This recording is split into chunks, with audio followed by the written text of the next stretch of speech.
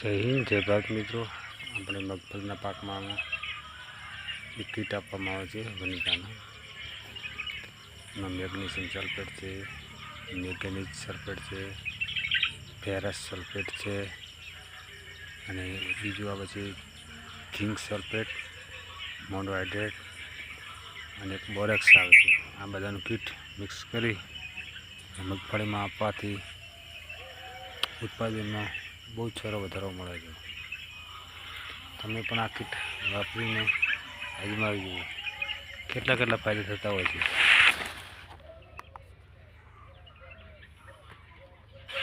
આની અંદર 21 કિલોની પેકિંગ આવે છે।